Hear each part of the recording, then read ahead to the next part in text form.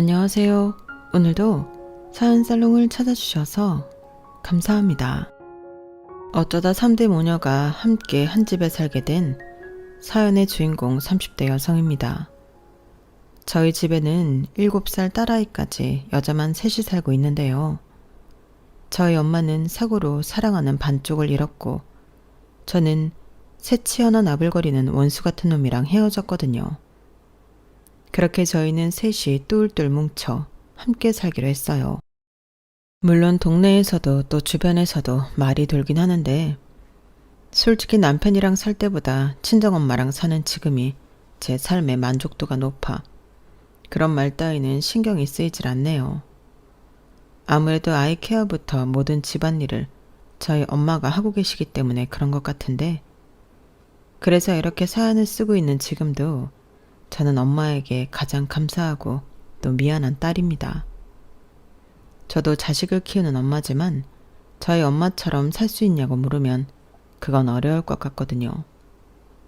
그만큼 저희 엄마는 저나 손녀에게 끝도 없는 희생과 사랑을 베풀어주는 소중한 분이신데 저랑 이혼한 그 남자는 저와 저희 엄마에게 잊을 수 없는 상처를 줬어요. 자기 부모가 소중하고 끔찍하면 남의 부모도 똑같은 건데 그놈은 저랑 아기까지 낳고 그렇게 오래 살아놓고도 그걸 모르는 인간이더라고요. 게다가 그런 아들을 키운 시부모님도 인성이 퍽 훌륭하다고 할 수 없는 사람들이었는데 그건 결혼 후에 알게 되어 유감이었죠. 그래도 남편이 중간 역할을 잘 하고 제대로 된 인간이었다면 아이도 있는 마당에 저는 결코 이혼을 하지는 않았을 건데요. 사람의 인연은 아무도 알 수가 없다고 저도 제가 애딸린 이혼녀가 될지는 꿈에도 몰랐네요. 하지만 그렇다고 이혼한 걸 후회해 본 적은 단 한 번도 없었는데 지금부터 제 결혼 생활이 어떻게 쪼개나게 되었는지 그 이야기를 들려드릴까 합니다. 이런 말 참 쑥스럽지만 저는 어릴 때부터 남부럽지 않게 살았어요. 거기에는 나름의 이유가 있었는데 제가 부모님이 어렵게 가진 자식이기 때문이었죠. 이번까지도 임신이 아니라면 이제 그만 포기하자. 두 분이 그렇게 마음을 먹었을 때 제가 찾아왔다고 했는데 그때 두 분은 세상을 다 가진 기분이었다고 하셨어요. 그렇기 때문에 당신들이 할 수 있는 전부를 저에게 아낌없이 주며 저를 키우셨는데 오죽하면 저희 아빠는 늘 저를 공주라고 부르실 정도였다니까요. 그렇게 저는 시집을 가기 전까지도 저희 아빠의 공주였어요. 게다가 저희 엄마와 아빠는 제 기억에 부부싸움도 한 번 하지 않는 인꼬 부부셨어요. 주변에서도 우리는 진짜 니네 엄마 아빠 같은 사람은 본 적이 없어. 어쩌면 그렇게 두 분이 사이가 좋니? 너 니네 엄마 아빠 싸우는 거 본 적 있어? 라며 부러워하시면서도 또 한편으로는 궁금해하셨는데 저는 정말 저희 부모님이 싸우는 걸 본 적이 없었어요. 나중에 엄마에게 듣기로 부부가 어떻게 안 싸우고 살아? 우리는 그냥 짧게 싸우고 금방 화해하고 그랬지. 늘 네 아빠가 먼저 화해하자고 했거든. 이렇게 말씀하셨는데 지금 생각해도 저희 아빠는 늘 평화주의자셨어요. 사춘기가 와서 예민해져 있는 철없는 딸에게도 아빠는 늘 아무 말 없이 그 자리에서 똑같이 사랑으로 저를 기다려주셨죠. 어릴 때는 몰랐지만 그게 얼마나 힘든 일인지 어른이 되어 알게 되었죠. 그리고 부부는 닮는다고 아빠가 그러니 엄마도 아빠를 따라서 저를 그렇게 키우셨는데 그 덕에 저는 커서도 사랑 많이 받고 자란 티가 난다는 소리를 듣는 사람이 되었어요. 밝고 구금이 없다고 남녀노소 가리지 않고 저를 좋아해 주시는 분들이 정말 많았는데 그 덕을 안 봤다고 하면 거짓말이었죠. 그런데 그게 전부 다 좋을 수만은 없더라고요. 왜냐하면 저를 좋게 봐주신 은사님의 소개로 만난 사람이 제 인생을 바꿔놓은 남편놈이었거든요. 그러니 그 부분은 결코 제 인생의 덕은 아니었는데요. 물론 은사님도 모든 걸 다 알 수 없으셨으니 지금도 원망할 마음은 없네요. 그만큼 은사님도 남편을 좋게 보셨으니까 저한테 소개까지 해주시지 않으셨겠어요? 그리고 저도 처음엔 남편을 엄청 높게 평가했는데 결국은 제가 남편을 선택한 거나 다름이 없었죠. 남편은요, 어려운 환경 속에서도 포기하지 않고 스스로의 힘으로 자수성가를 한 사람이었어요. 대단히 큰 성공이라고 말하긴 성급할 수도 있는데 자기 힘으로 대학을 나와 패기 넘치게 아이디어 하나로 자기 사업을 시작해 나름의 성공을 한 사람이었으니 그때 당시 무난하게만 살아왔던 제 눈에는 남편은 그저 대단한 사람처럼 보였는데요. 그래서인지 남편은 나이에 비해 성숙하고 생각도 깊어 보여 어른스러워 보였어요. 그에 반면 남편은 제가 또래의 여자에 비해 어린아이처럼 순수해서 마음에 들었다고 첫 만남부터 직진 고백을 해왔어요. 평소 이상형이 저희 아빠 같은 현명한 남자였던 저는 남편이 그렇게 제 이상형에 상당히 부합한다고 생각했어요. 솔직히 하도 불도저처럼 밀고 들어오는 남편에게 저는 속수무책으로 넘어간 부분이 없지 않았는데요. 남편은 한번 마음먹으면 실행력이 다른 사람들보다 확연하게 차이나도록 빠른 사람이었어요. 그게 공사를 구별할 줄 알았다면 참 좋았을 텐데 남편은 그냥 그 자체가 성격이 급해 참을성이 없다는 게 문제였죠. 게다가 목표 달성 욕구가 강한 성격 탓에 저랑 연애를 시작한 이후로는 저와 결혼하는 것이 그 사람의 목표가 되어버렸는데요. 하지만 결혼이라는 건 쉽게 결정할 수 있는 일이 아니라 판단했고 저는 무조건 인연은 만난 후에 생각해보겠다고 선을 그었는데 그러니 남편은 안달이 났죠. 지금까지 자기가 마음먹으면 다 잃었던 사람이 꼬박 2년을 기다려야 했으니 얼마나 시간이 길게 느껴졌겠어요. 그래서인지 남편은 그 2년을 조금이라도 당기기 위해 저에게 온갖 정성을 다했는데 저에게 잘해주고 좋은 모습만 보여주려 애를 썼죠.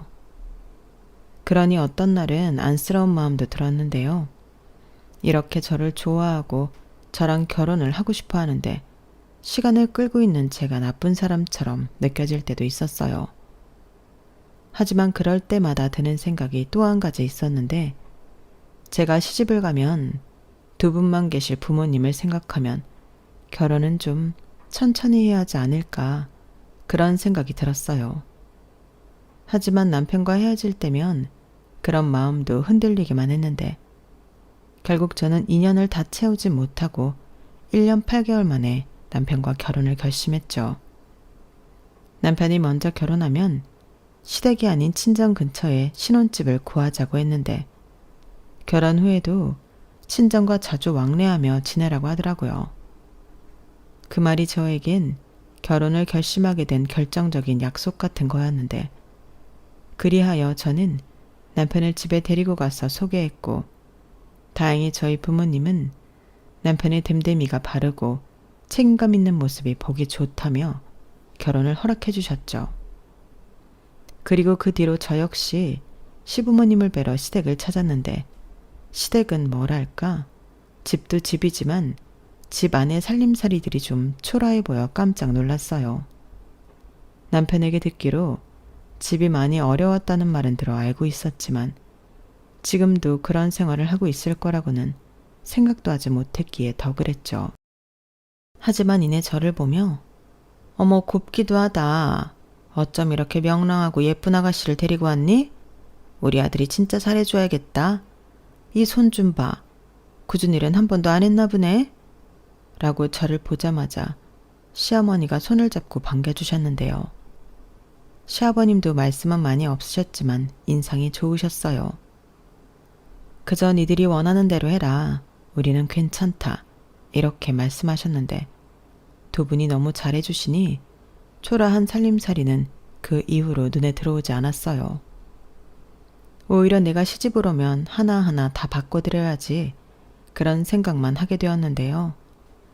그렇게 양가 허락을 받고 바로 상견례 날짜를 잡은 저희는 그 후 결혼 준비에 박차를 가했어요.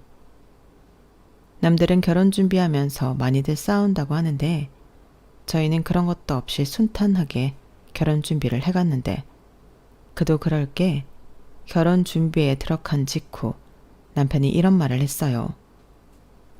저기 있잖아. 이런 말해서 좀 미안한데 우리 결혼은 반반 결혼으로 하자.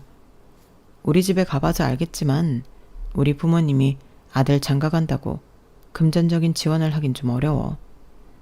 나도 집이라도 떡하니 하나 갖고 결혼하자고 하면 좋은데 지금 여기저기 돈 들어갈 데가 많아서 그것도 어렵고 대신 내가 금방 성공해서 자기 행복하게 해줄게. 그건 약속할 수 있어. 솔직히 제가 속물이라고 욕을 먹어도 어쩔 수 없는데 저는 남편의 말에 의아했어요. 그렇게 결혼을 하자고 조르기에 저는 어느 정도 준비가 되어 있어 그런가 보다 하고 생각했는데 반반 결혼을 하자고 하니 좀 놀랍더라고요. 하지만 저 역시도 그런 이야기가 나오기 전부터 결혼만큼은 똑같이 하는 게 낫지 않을까라고 생각했기에 그건 괜찮다고 그러자고 했는데요. 저희의 이야기를 모두 들은 저희 부모님은 어차피 친정 근처에 집을 얻을 생각이라면 그 집을 당신들께서 해주시겠다고 하셨어요. 그 말에 저와 남편은 깜짝 놀랐는데 이윽고 남편은 너무 좋아하더군요. 태어나 누군가에게 무언가 받아본 기억이 없던 남편은 태어나 처음으로 처갓집 부모님에게 큰 선물을 받는다고 기뻐했는데요. 아주 동네방네 자랑을 하고 다닌 모양이었어요. 그때 저도 느낀 게 있긴 했었죠. 어릴 때부터 어렵게 살아 자랑할 게 없었던 남편은 돈이나 성공 같은 남 앞에 보여지는 것에 심하게 집착하는 면이 있었는데요. 저는 그럴 수 있다고 남편을 이해했어요.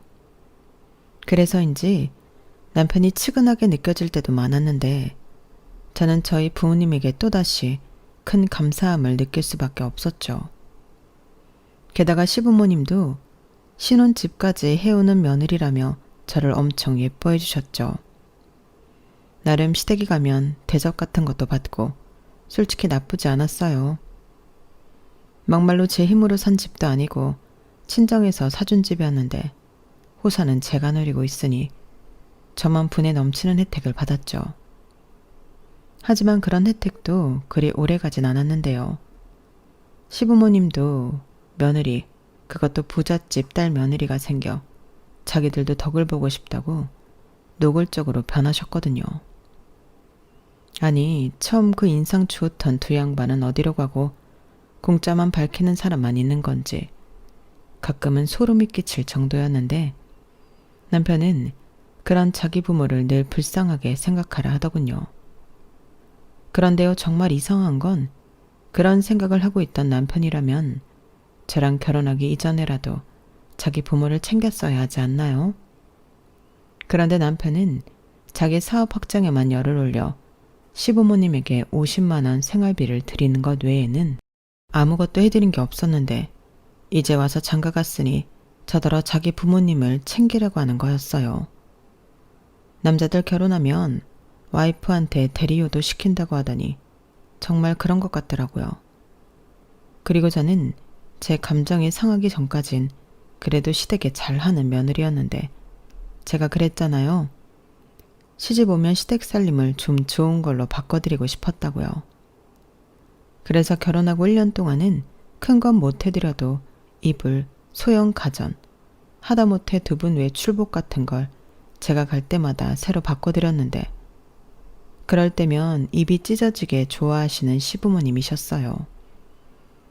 그리고 그걸 남편도 옆에서 보고 많이 좋아했는데 저한테 늘 고맙다고 자기도 처가에 잘 하겠다고 했고 저는 이게 이상적인 결혼이라고 생각할 만큼 제 선택에 늘 자신만만했는데요. 역시나 자신만만하면 금방 코가 깨지는 법이었어요.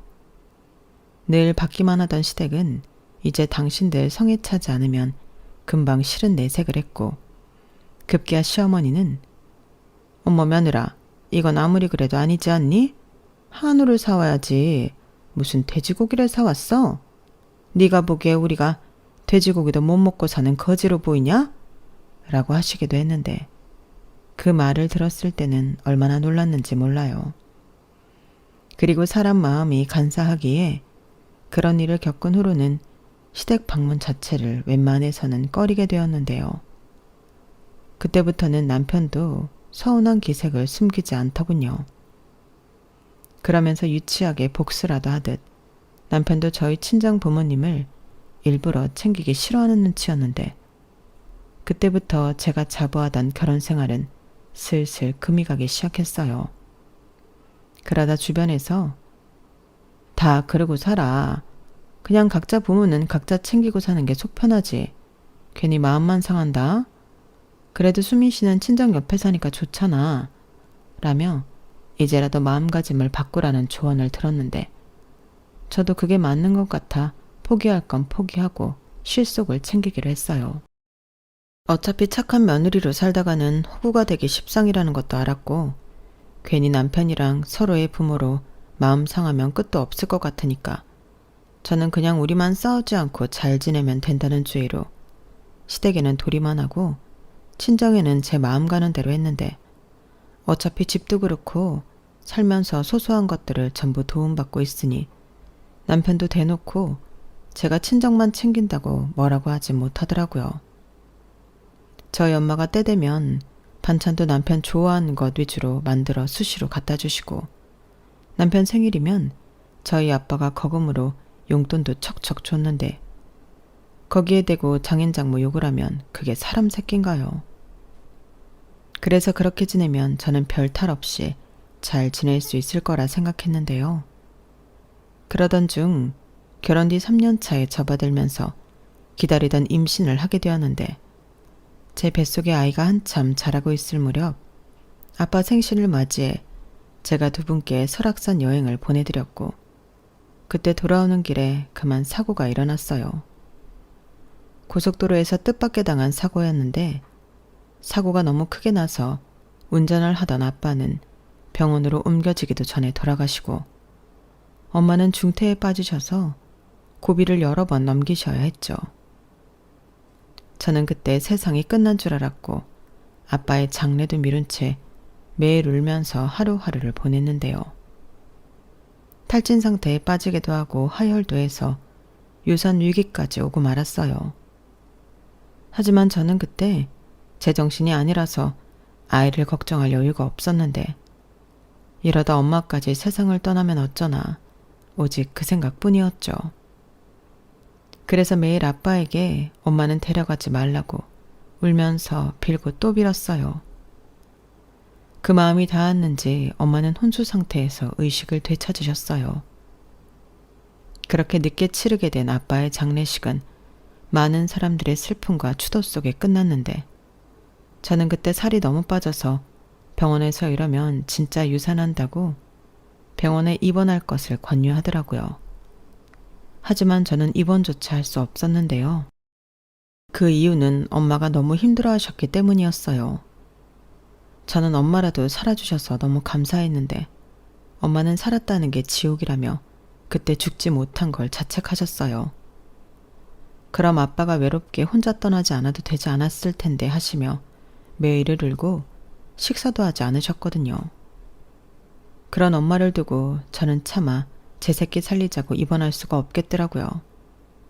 그래서 독한 마음을 먹고 엄마에게 엄마는 아빠 따라가지 못한 게 그렇게 한이야? 그럼 나는 한순간에 고아가 되는 나는 나 엄마 때문에 우리 애기 위험하다고 하는데도 입원도 못해. 나도 아빠 그렇게 보낸 거 너무 죄스럽고 힘든데 엄마가 이러고 있으면 내가 어떻게 살아? 그냥 우리 다 같이 죽을까? 그럼 좋겠어? 그럼 그렇게 하자. 이렇게 말했는데 그제야 엄마는 정신을 차린 듯 하셨어요. 네가 그때 같이 죽자고 하는데 내가 지금 뭐 하는 거지? 정신이 번쩍 들더라. 내 딸이랑 손주까지 내가 지금 뭐 하고 있는 건가 싶었어. 수민아, 엄마가 미안해. 너 내일 당장 입원해라. 엄마가 네 옆에 있을게. 엄마라도 우리 딸 옆에 있어야지. 미안해. 엄마가 진짜 미안해. 엄마, 사실 미안한 건 엄마가 아니라 나야. 내가 그때 설악산에 가라고 예약만 하지 않았어도 그런 사고는 없었을 텐데. 수민아, 자책하지 마. 세상의 모든 일을 알고 미리 예측할 수 있는 사람은 아무도 없어. 아빠도 결단코 너 원망하지 않았을 거야. 엄마도 그래. 아빠가 없는 현실이 받아들이기 힘들었을 뿐이지 너 때문에 이렇게 됐다고 생각한 적은 한 번도 없었어. 아니야, 나 때문이야. 엄마가 아니라고 하잖아. 네 탓 아니야. 진짜 아니야. 이제부터 너는 네 새끼 지켜. 생명이 얼마나 소중하고 귀한데. 명심해. 엄마가 너를 목숨보다 아끼듯이 너도 그래야 한다. 그게 엄마야. 저는 엄마의 말에 서둘러 입원했어요. 그리고 위험하긴 했는지 입원하고 3일 만에 조산을 하고 말았는데 다행히 인큐베이터에 들어간 아이는 저와 남편의 걱정과 달리 잘 버텨주었고 한 달 만에 태어나게 되었는데 남편은 태어난 딸이 너무 예쁘다며 딸 바보가 되었어요. 그 모습을 보는데 그동안 미웠던 마음도 어느 정도는 누그러들었고 이렇게 우리 세 식구 행복하게 잘 살면 좋겠다는 바람을 갖게 되었는데 아이가 태어나고 친정엄마는 저한테 그랬듯 사랑으로 당신 외손녀를 돌봐주셨어요.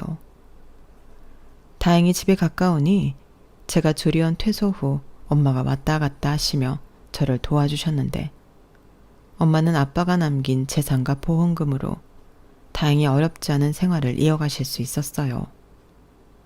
그리고 저는 엄마의 도움을 받으며 회사 복직을 해 다시 맞벌이를 시작했는데 겉으로는 아무 문제가 없을 것 같은 생활이었지만 속은 골마가고 있었어요. 시부모님이 손녀를 보고 싶으신데 외갓집이 너무 가깝고 안 사돈이 매일 집을 들락날락하니 당신들 손녀를 보러 갈 수 없다며 불만의 목소리를 내기 시작하더라고요. 그 말을 남편에게 전해 들었을 때는 좀 당황했는데 이런 말을 중간에서 알아서 사르지 못하고 저한테 전달하는 남편도 이해가 가지 않았죠. 그래서 그럼 자기가 장모님 대신 어머님이 대신 회원이 봐달라고 말씀드려. 그럼 내가 출근할 때 돌아가더라도 매일 회원이 맡기고 출근할 테니까. 오히려 잘 됐네.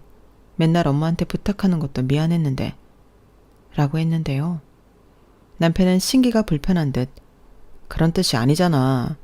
솔직히 장모님이 너무 우리 집에 자주 오는 것도 맞고 그럼 주말이든 퇴근 후든 자기가 혜원이 데리고 우리 집에 가면 되는 거 아니야?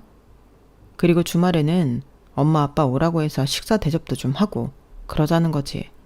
라고 했는데 저 말을 듣는데 순간 욱하고 신경질이 났어요. 그러니까 자기 부모님은 편하게 손녀 보시고 저더러 자기 부모 대접을 하라는 말이었는데 막말로 저희 엄마가 집에 와서 애를 봐주면 대접을 받은 적은 없었거든요. 오히려 청소며 밥이며 엄마가 더 많은 것을 해주고 가셨는데 남편 눈에는 그런 건 하나도 보이지 않았나 봐요. 그러니 자기 부모가 서운하다는 소리에도 아무 말하지 않았던 건데 저는 그런 남편이 답답했어요. 나도 우리 부모님처럼 싸우지 않고 아니 싸우더라도 현명하게 잘 살고 싶은데 손바닥도 맞아야 소리가 난다고 남편과는 잘 되지 않는 것 같아 속상하기도 했는데 남편은 그때도 이미 사업이 잘 되지 않는지 저랑은 사소한 대화도 하지 않으려 하더라고요. 하도 혼자 끙끙 앓아서 말이라도 시원하게 해보라고 술상을 차린 날도 있었는데 남편은 해결될 것도 없는데 뭐 하러 말을 하냐고 술상 차린 보람도 없이 혼자 핸드폰만 하며 술을 마셨어요. 그러니 저는 이렇게도 저렇게도 답답한 속만 태울 수밖에 없었는데요. 이런 시간도 결국엔 지나가겠지 하며 그저 저는 저 나름대로 버틸 수밖에 없었어요. 대신 딸아이가 순하고 잘 웃는 덕에 딸 보는 맛에 살았다면 살았죠. 하지만 남편은 예전에 딸 보고는 어디로 갔는지 아들 타령을 하기 시작했고 장모님이 덕을 보는 거라면 이참에 둘째도 낳아서 도움을 받자고 하는데 그 순간에는 저게 지금 뚫린 입이라고 말을 함부로 하나 제 두 눈이 왕방울만 해졌어요. 그래서 그럼 우리 엄마만 고생시킬 수 없으니 둘째는 시댁에 맡겨야겠다고 제가 바로 말하니 그건 아니지 않냐고 자기 엄마 힘들다고 하는데 어이가 없는 거 있죠. 그래서 둘째 얘기는 꺼내지도 말라고 했어요. 사업도 잘 되지 않는다면서 무슨 애욕심을 내냐고. 당신은 저도 열받아서 남편 속 긁는 말을 일부러 했죠. 그러자 자존심이 상했는지 험상궂은 얼굴을 하더니 자기 화났다고 광고하듯 쿵 하는 소리를 내고 현관문 밖으로 나갔는데, 사랑하는 마음도 그럴 때는 소용이 없는지 가지가지 한다고 생각했죠. 그리고 저렇게 성질 내고 헛소리할 것 같으면 아예 집에 들어오지 않았으면 좋겠다, 이런 생각까지 하게 되었는데요. 언제 그렇게 살가운 아들이었다고 남편은 집을 나가 사무실에 간 게 아니고 자기 집에 간 모양이었어요. 그리고 거기 가서 저에 대한 불만과 서운한 이야기를 다 한 것 같았는데, 시어머니는 눈이 그야말로 횟가닥 도셨죠. 저더러 퇴근하고 집에 가지 말고 자기 집에 오라고 하셨는데, 제가 애기 때문에 안 된다고 하니 너는 니네 엄마가 애 봐주잖아. 핑계대지 말고 끝나자마자 튀어와 라고 하셨는데, 이미 말투부터 저를 잡아 드시려고 작정을 한 듯 보였어요. 그리고는 제가 시댁에 도착하니 시어머니는 그 밤중에 저더러 이불 빨래며 커튼 같은 걸 전부 빨아놓고 저녁 상도 차려놓고 가라고 하셨는데 완전 어이가 없었죠. 그래서 이걸 빨라고요? 이 밤에요? 어머니, 그럼 이거 제가 들고 가서 빨래 업체 맡기고 찾아다 드릴게요. 그리고 식사는 제가 경험 없이 왔는데 배달시켜 드릴까요? 어머님 아버님 중국 음식 좋아하시잖아요. 라고 말씀드렸는데 시어머니는 싫다고 무조건 저더러 하라며 쌩 억지를 부리더라고요. 그래서 저도 안 되는 건 안 되는 거 아니냐고, 그럼 식사만 냉장고에 있는 재료로 대충 차려드리겠다고 하니 시아버님은 혀를 끌끌 차며 안 드신다고 방으로 들어가셨고, 시어머니는 저한테 대바라졌다며 그때부터 막말을 하기 시작했어요. 너는 말이야, 시집 올 때는 안 그러더니 애가 왜 그렇게 이중적이냐? 잘할 거면 쭉 잘해야지. 이제 잘할 필요 없다는 거야 뭐야? 제가 언제요? 그리고 저도 쭉 잘해드리려고 했는데 어머님이 먼저 잘해도 불만만 이야기하시고 혼나기만 하니까 저도 안 하게 된 거죠. 그이가 와서 뭐라고 했는지는 모르지만 저 일부러 그런 거 없거든요. 일부러는 지금 어머님이 하시는 거죠. 뭐야? 네가 그랬다며. 니네 엄마 혼자 고생하는 거 안쓰럽다고. 나도 같이 고생해야 한다고. 그게 며느리가 할 소리냐? 그건 그이가 뜬금없이 둘째 타령을 하니까 그랬어요. 지금 저희 엄마가 혜원이 봐주고 계시니까 이참에 둘째도 봐달라고 하자는 게 말이나 되는 소리예요? 애 하나랑 애 둘은 다른 거죠. 그래서 저도 그럼 똑같이 양가 한 명씩 부탁하자고 한 소린데 이게 제가 잘못한 거예요? 그래, 네가 잘못한 거다. 하나를 보나 둘을 보나지 너 그것뿐만이 아니잖아. 너 요즘 우리 아들이 사업 힘들어서 고생하는데 돈 못 벌어온다고 눈치도 준다며? 네가 그러고도 마누라라고 할 수 있냐?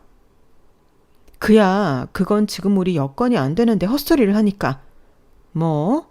헛소리? 너 지금 내 앞에서 우리 아들 무시하냐? 이게 진짜 보자보자하니까. 그래, 너 지금 시집 올 때 집 해오고 친정 덕 보고 살았다고 지금 우리 괄시하는 거지. 근데 네 아버지 죽고 너도 이제 끈떨어진 연이잖아. 네가 뭐가 있니? 뭐라고요? 어머니 지금 말씀 다 하셨어요? 저는 그날 어쩌면 며느리가 하면 안 되는 그런 짓을 하고 왔는지도 모르겠어요. 시어머니한테 그동안 쌓여있던 불만도 터뜨리고 다시는 시댁에 오지 않겠다며 제 발로 박차고 시댁을 나왔는데 시어머니가 제 뒤통수에 대고 그러시더라고요. 자기 죽어도 오지 말라고요. 그래서 알겠다고 하고 집으로 돌아왔죠. 그러자 남편은 아는지 모르는지 거실에서 자빠져 TV만 보고 낄낄거리고 있는데 저는 성질이 나서 소파에 있는 쿠션으로 남편 머리를 후려쳐버렸어요. 그러자 야, 이씨 너 미쳤어? 하며 불같이 화를 냈는데 저는 그저 그런 남편을 째려만 보고 방 안으로 들어왔죠. 주방에 엄마가 계셨거든요. 그리고 사위 눈치가 보이는 듯 방으로 쫓아들어온 엄마가 너 갑자기 왜 그래? 왜 가만히 있는 사람을 치고 그래? 라며 저를 혼내셨는데 아무것도 모르고 사위 편을 드는 엄마를 보니 울컥하고 울음이 터져버렸어요. 그렇게 졸지에 엄마는 당황하셨고 무슨 일 있냐고 저를 안고 토닥이기 시작하셨는데 아니라고 저는 엄마에게 회사를 당분간 쉬어야겠으니 엄마는 오지 말라고 말씀드렸어요. 그러자 이번에는 너 회사에서 무슨 일 있었구나? 괜찮아. 엄마한테 다 얘기해. 우리 딸 뭐가 그렇게 속상했어? 누구야? 라고 하셨는데 저는 아무 일도 아니라고 좀 쉬고 싶어 그런다고 했어요. 그러니 엄마는 그럼 편하게 쉬게 저희 딸을 데리고 친정집으로 가시겠다고 하셨는데요. 저는 아니라고 이번 기회에 딸이랑 시간을 좀 보내고 싶어 그런다고 되는 대로 변명을 늘어놓았죠. 그리하여 그 다음 날부터 저희 엄마는 저희 집에 오지 않게 되셨고 이 상황에 의아한 남편은 어떻게 된 일인지 물었는데 저는 나 회사 그만뒀어. 자기가 자기 엄마한테 한 말도 있고 더는 우리 엄마 신세지지 않으려고 라고 거짓말을 했죠. 그러자 남편이 자기도 지금 힘든데 저까지 회사를 그만두면 어쩌냐고 답답하다고 짜증을 냈는데 저는 그 모습을 보니 쌤통이었어요. 그래서 어쩌긴 뭐가 어쩌냐고 나가서 필사적으로 돈을 벌어오라고 처음으로 바가지를 긁었는데 남편이 이번에는 이런 말을 하더군요. 그럼 이러고 있을 게 아니라 장모님한테 부탁하고 구직 활동을 해야지.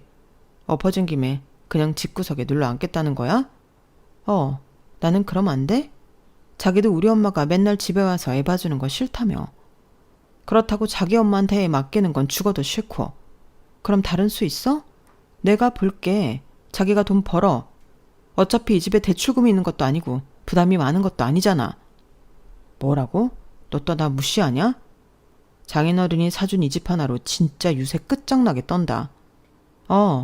나 유세 떨 거야. 자기 엄마가 그러더라. 나더러 아빠 돌아가셨으니 끈떨어진 년이라고. 나 그 말 듣고 더는 안 참기로 했어. 네가 참긴 뭘 참냐? 다 하고 싶은 대로 했으면서. 몰라. 알아서 해. 남편은 이번에도 지 분을 못 이기고 출근을 한 건지 홧김에 나간 건지 아무튼 집을 나갔어요. 그렇게 한 일주일 정도 냉전을 벌였는데 잠도 따로 잤어요. 제가 먼저 안방에서 딸아이 와 있으니 남편이 알아서 거실에서 자거나 아이 방에서 잤는데 솔직히 그게 더 편하더라고요. 그런데 그런 생활이 익숙해질 무렵 저는 회사에 슬슬 나가야 하는 시점이 되었고 어떻게 할까 고민을 하고 있었는데 남편이 저더러 할 말이 있다고 했어요. 지금 하는 일이 돈이 부족해서 지지부진한데 돈을 만들 수 있는 묘안이 생각났다 하더라고요. 그럼 저는 걱정하지 않고 집에서 살림만 해도 된다며 오랜만에 자신 있는 얼굴로 말했는데 그 묘안이라는 게 궁금하긴 했어요. 그래서 돈 만들 수 있는 묘안이란 게 뭐야? 장모님 사시는 집 있잖아. 장인어른 돌아가시면서 상속받은 거. 설마 그 집을 팔라고? 미쳤어? 이성적으로 생각해봐. 자기도 솔직히 장모님 혼자 있는 거 걱정이지. 그리고 같이 지내면 좋기도 하잖아. 나도 계실 때는 불편하다고만 생각했는데 막상 안 계시니 그게 더 불편하더라.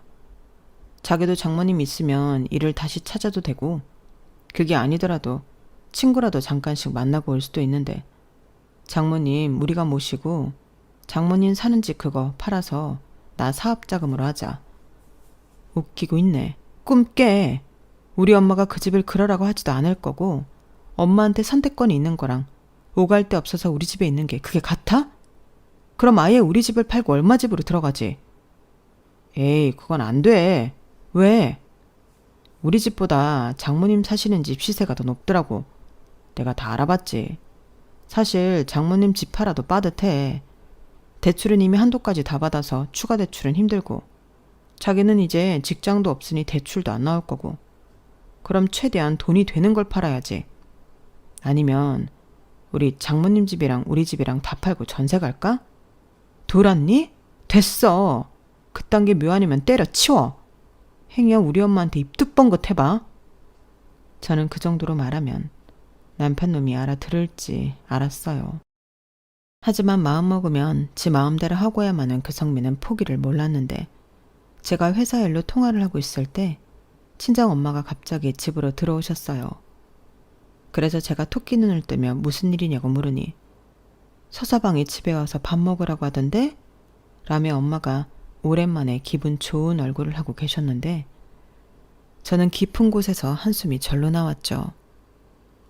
저는 남편이 무슨 말을 하려고 엄마를 집으로 불렀는지 단번에 알았거든요.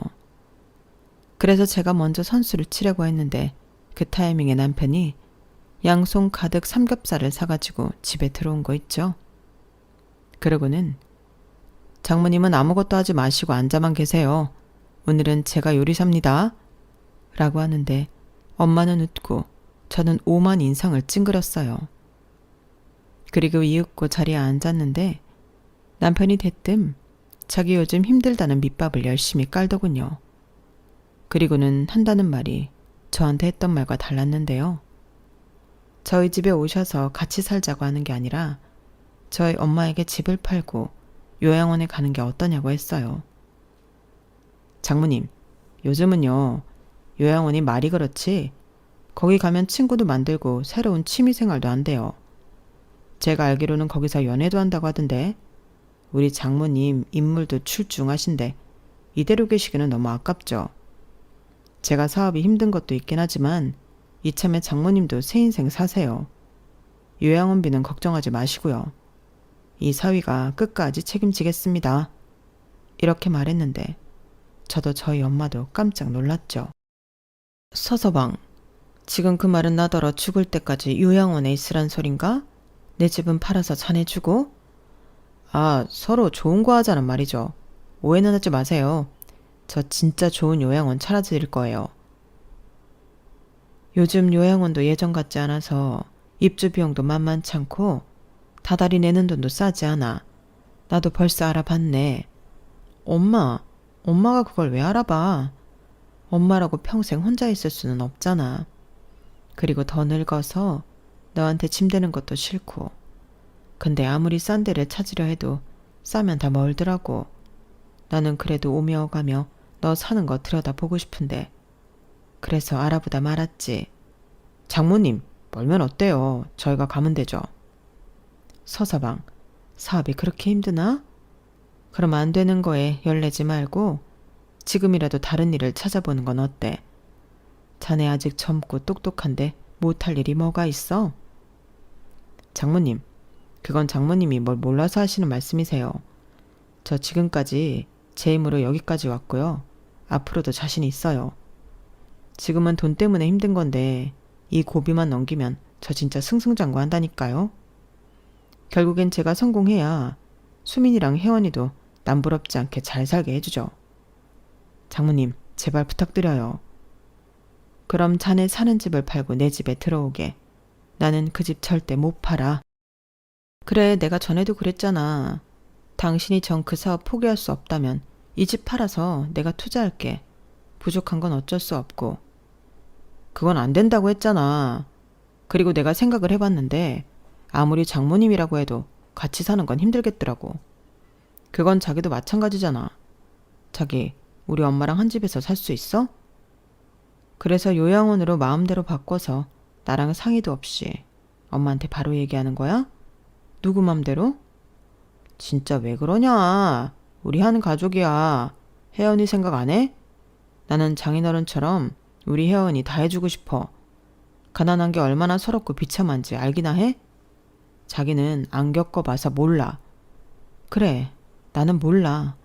근데 적어도 그게 부끄러운 게 아닌 건 알아. 만약 그것까지 정말 몰랐다면 내가 왜 자기랑 결혼을 해? 나랑 환경 비슷한 남자랑 결혼하지. 그럼 이런 어처구니 없는 말은 안 들었겠다. 뭐라고? 수민아, 너 그런 말 하면 못 써. 엄마, 나서지 마. 이 인간 정신 차려야 해. 어디서 처가 재산을 지 마음대로 생각해. 자기 집에서는 둘도 없는 효자고 조금이라도 피해주는 꼴은 못 보면서 왜 우리 엄마는 그렇게 쉽게 생각하는 건데? 그야 우리 집은 뭐가 없잖아. 뭐가 있었으면 신작에 손 버렸지. 그러니까 한쪽에 손 못 벌리면 다른 한쪽도 똑같은 거라고. 이번 일은 못 들은 걸로 할 거고 다시는 우리 엄마한테 헛소리 하지 마. 만약 그럼 그때는 이혼이니까 나랑 이혼하고 싶으면 마음대로 하고. 저는 솔직히 그때까지는 그냥 협박이었어요. 정말로 이혼할 생각은 없었거든요. 그러자 오히려 남편은 타격감이 없었는데 저희 엄마가 많이 놀란 눈치였고 남편은 자기 뜻대로 되지 않아 심통이 났어요.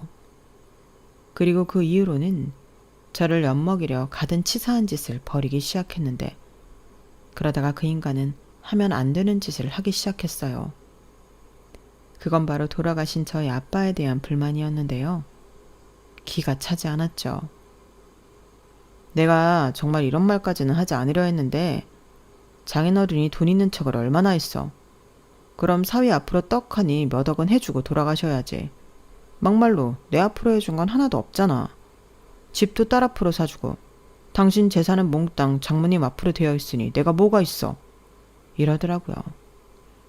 완전 미친놈이었죠. 그러면 자기 집에 살아있는 부모는 저한테 뭘 해줬나요? 오히려 받아먹기만 실컷 받아먹고 그러다 자기 성에 안 차서 싫은 소리까지 했는데 자기만 장인어른한테 받은 게 없다니. 저는 남편이 사업이 안 되니 똥인지 된장인지도 구별 못하는 멍청이가 된 것 같았어요. 그리고 저랑 눈만 마주치면 그딴 소리를 하니 이젠 저런 인간이랑 살 이유가 없다는 생각에 이혼을 진지하게 생각하게 되었는데요. 나중엔 술에 잔뜩 취해서 진짜 본심을 이야기하더군요. 장모님 돌아가시면 그 집은 우리 거야. 그때 장인어른이랑 같이 돌아가셨으면 얼마나 좋아. 그럼 지금 돈 걱정은 안 하고 살 거 아니야? 이런 말을 했는데 저는 하마터면 정말로 이 인간을 어떻게 할 뻔했어요. 그러니까 저 인간은 말은 하지 않았어도 내내 저런 생각을 품고 살았다는 건데 그 순간부터는 인간이 아니라 악마처럼 보이더라고요. 그러니 한시도 한 공간에 같이 있고 싶지 않았는데 저는 그 다음날 네가 무슨 말을 했는지 아냐고 이혼하자고 했습니다. 그러자 남편은 펄쩍 뛰며 무슨 모함을 하냐고 절대 이혼은 못한다고 했는데 저희 아이가 어려서 홈 CCTV가 있어요. 그래서 그걸 틀어줬죠. 그렇게 지가 지 입으로 떠드는 걸 모두 본 남편이었는데 술김에 한 말이니 무효라고 잡아떼더군요. 하지만 저는 이미 마음을 굳혔어요. 그래서 네가 싫다고 하면 나는 소송을 해서라도 이혼을 하겠다 선전포고를 했고 이 집은 내 집이니 짐 싸서 나가라고 했는데요. 남편 얼굴이 울그락불그락해졌어요. 제가 집까지 내 집이라고 유세했던 건 그때가 처음이었는데 이 인간은 아무래도 그 부분에 있어 오래전부터 그런 자격지심을 갖고 있었나 보더라고요. 그러면서 한다는 말이 웃겼는데 장인어른이 우리 결혼하면서 사준 집이니 명의랑 상관없이 우리 공동재산이라고 우기기 시작했는데 저는 할 수 있으면 해보라고 했어요. 자존심이 센 사람이니 저는 오히려 그 점을 노리기로 했거든요. 그래야 지가 또 분에 못 이겨 집을 나갈 거라고 생각했는데 오히려 나가라고 하니 이번에는 버티는 거 있죠? 그땐 진짜 너무 싫었어요. 그래서 그때부터는 저도 대놓고 소송을 준비하기 시작했는데요. 참 지지부진한 싸움의 시작이었죠. 남편은 우리가 이혼 사유가 없다며 버텼고 저는 집을 내놓고 친정으로 들어갔어요. 그 사이 집값이 많이 올랐었는데 울며 겨자 먹기로 금매로 내놓았죠. 저의 목표는 단 하나, 그 인간을 빨리 내쫓아버리는 거였는데 금매로 내놓은 것이 효과가 있어서 정말 일주일도 되지 않아 집이 팔린 거 있죠. 저는 남편에게 집을 팔았다고 알아서 하라고 했어요. 저희 엄마도 제가 이혼한다는 사실을 알고 있었기 때문에 남편을 당신 집에 들일 생각이 없었는데 남편이 현관문 앞에서 초인종을 누르자 저희 엄마는 경찰에 신고해버렸어요. 아무리 사유라도 원치 않으면 무단 가책 침입 시도로 신고를 할 수 있다고 하더라고요. 워낙 정에 약하고 사위를 좋아했던 엄마라 사실 저도 놀라긴 했는데 엄마도 나름 쌓인 게 많았던 거예요. 애기 봐주러 저희 집에 올 때면 그렇게 눈치를 주고 나중엔 자기 사는 집도 팔아 요양원에 가라고 했으니 이미 저희 엄마 마음도 돌아선 지 오래였는데 그 탓에 남편은 자기 편 하나도 없이 이혼 소송에 들어가게 되었죠. 집이 팔렸기 때문에 남편도 그 집에 버틸 수 없었고요. 그러니 그 초라한 자기 본가에 들어가서 저랑 이혼 소송을 벌여야 했는데 저는 다행히 회사에 복직해 일을 시작하며 이혼 소송을 시작했어요. 이혼 소송은 생각보다 길었는데 아무래도 저희가 어린 자식도 있고 외도나 도박, 알코올 중독 같은 굵직한 사유가 없다 보니 길어질 것은 예상했는데 정말 오래 걸렸어요. 3년 가까이 걸렸거든요. 그런데 소송할 때면 양육권 타령을 하던 남편은 아이를 이용한 마음만 있을 뿐 실제로 아이 생각은 1도 하지 않았는데 저희 엄마는 애 아빠가 애 보고 싶다고 찾아오면 그때는 어쩌나 고민을 많이 했었다고 했어요. 하지만 다행이라고 해야 하나? 그런 일은 없었고 시댁에서도 그런 위자료라도 챙겨주라고 엄한 소리를 하기 시작했는데요. 저는 곧바로 위자료는 내가 받아야 한다고 큰 소리 쳤어요. 당신 아들이나 당신들이나 돌아가신 내 아빠 모독하지 않았냐고.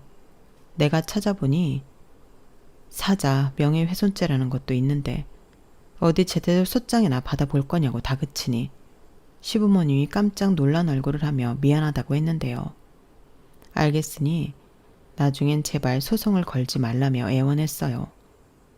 그러게 마음 심보 좀 착하게 먹지. 저는 할 수 있으면 그들을 사자 명예훼손죄로 걸고 싶었지만 그게 공공연하게 이루어지는 일이 아니라 입증이 어렵다는 말에 포기했고 대신 가망이 없다고 판단했는지 남편이 나중엔 두 손 두 발 들었는데 조건은 하나였어요. 양육비를 받지 않으면 이혼을 순순하게 하겠다고 하더라고요. 이미 3년이나 걸렸는데 이게 무슨 순순하게 하는 거냐. 이렇게 된 거 우리 끝까지 가보자. 저는 그랬는데 남편이 그러면 자기가 힘드니 양육비를 깎아달라고 했어요. 알고 보니 자기가 돈이 없어 변호사 비용 지급을 할 수 없었기 때문에 급한 모양이었는데 사업도 진작에 망해서 그 돈으로 다른 걸 할 참이었다 하더군요. 그 말을 듣는데 정말 어이가 없었고 그럼 그때라도 어디 취직할 곳을 찾아야 맞는 게 아니었냐고 제가 따지니 내가 그동안 남 부리면서 일했는데 어떻게 누구 밑에 들어가 일을 해. 나는 그건 절대 못하지. 라고 여전히 헛소리를 했는데 저는 그때 제 결정에 선견지명이 있었다고 생각했어요. 나중엔 자기도 이제 정신을 차렸다며 무슨 일이든 다 할 거라고 말을 바꾸긴 했지만 이미 버스는 떠난 후였죠. 그래서 어차피 희망도 보이지 않을 거 양육비 반으로 깎아주는 조건으로 이혼했습니다. 그마저도 지금 밀린 상태라 이걸 어쩔까 고민하고 있는 중인데요. 들리는 소문에 그 인간이 파산 직전이라고 하더라고요. 그러니 뭐가 있어야 받을 게 있는데 저도 헛수고하는 것 같고 저야말로 돈이 없는 게 아니라 그냥 적금 붓는다고 생각하고 참고 있는데요. 제가 양육비라도 받고 싶은 데는 이유가 있었어요. 나중에 딸이 커서 아빠 이야기를 하면 그래도 네 아빠가 양육비는 보내줬다. 이 말은 해줘야 아이가 상처를 덜 받지 않을까 싶어 그런 건데 그건 좀 두고 봐야 할 것 같네요. 현재 저는 다니던 직장 잘 다니고 있고 아빠가 물려주신 집에서 엄마와 딸이랑 행복하게 잘 지내고 있는데요. 이젠 제가 가장이니 제가 사랑하는 두 사람을 위해 열심히 살아야죠. 지금은 바람이 있다면 저희 엄마가 오래오래 건강하시고 저희 딸이 바르게 또 건강하고 명랑하게 자라는 건데 공부는 좀 못해도 상관없는 것 같아요. 누군가는 그거야 나중에 가봐야 제 진짜 마음을 알 거라고 하지만 저는 딸이 공부와 연이 없다면 그저 자기 하고 싶은 일을 잘 찾아 행복하게 할머니와 엄마 곁에서 많이 웃고 살았으면 하는 바람인데 다만 사람 보는 눈은 저보다 나았으면 좋겠습니다. 겉으로 보이는 것 말고 그 사람의 내면을 보고 판단할 수 있는 그런 현명한 사람으로 크길 바라며 하늘에 계신 아빠가 걱정하지 않도록 엄마도 잘 챙기고 저도 행복하게 잘 살게요. 아직은 30대라 제 앞날이 구말리인데 부디 제 앞날에 나쁜 일보다는 좋은 일만 가득하길 여러분들이 많은 응원해 주셨으면 좋겠네요. 그럼 제 사연은 여기까지였고요. 끝까지 들어주셔서 대단히 감사합니다. 앞으로 열심히 씩씩하게 제 가족 잘 지키며 행복하게 살게요. 그러니 여러분들도 건강하시고 행복한 인생 되시길 진심으로 바라겠습니다. 고맙습니다. 여러분, 사연 댓글에 응원과 현명한 조언 부탁드려요. 좋아요와 구독은 저에게 큰 힘이 됩니다. 오늘도 좋은 일 가득하세요.